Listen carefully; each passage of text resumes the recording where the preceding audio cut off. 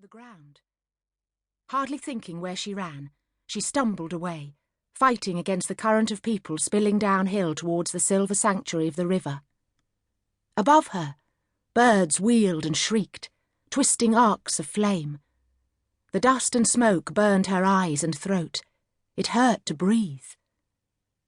On the great thoroughfare of Cheapside, the kennel ran scarlet with molten lead, the liquefied roof of the mighty church of St. Paul's. The noise was deafening, her cries drowned out by the crowds and the screams of horses and the crack and rumble of falling houses and the howl of the wind as it spurred the flames forward. Behind her, the wooden beams of a church tower ruptured with a terrible crack. Time ceased as she turned, her hands before her face. A column of fire, as high as the mast of a ship, swayed above her. The flames billowed out behind it like a sail.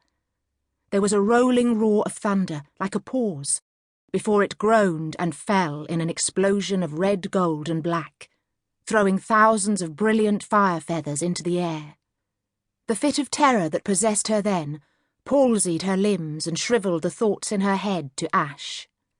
She could do nothing, think nothing. The breath smouldered in her lungs. In her belly the child thrashed madly, but though its elbows were sharp against her flesh, it could not rouse her. All sense and impulse banished. She stood as though bewitched, her eyes empty of expression, her face fire-flushed, tipped upwards towards the flames. Had it not been for the butcher's wife who grasped her arm with one rough red hand and dragged her bodily to the quay, she would doubtless have stayed there and burned. Years later, on one of the few occasions when he had permitted himself to speak of her, his father had told him that afterwards, when it was all over, she had confessed that she had thought herself dreaming, so detached was she from the physical mechanism of her body and the peril of her predicament. In the extremity of her fear, she had ceased to occupy herself, but had gazed down upon her own petrified body, observing with something akin to detachment the calamity that must certainly ensue, and waiting, knowingly waiting, to discover precisely the nature of the agonies that awaited her. She had waited, but she had not prayed, for she had known then, as surely as she had known that she must perish in this searing scarlet hell, that God was not her Father in heaven, but a pillar of fire, vengeful and quite without mercy. Chapter 1, 1718. Afterwards, when I knew that I had not loved him at all, the shock was all in my stomach, like the feeling when you miscount going upstairs in the dark and climb a step that is not there. It was not my heart that was upset, but rather my balance.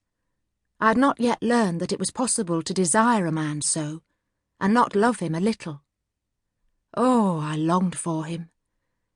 When he was not there, the hours passed so slowly that it seemed that the sun had fallen asleep in the sky.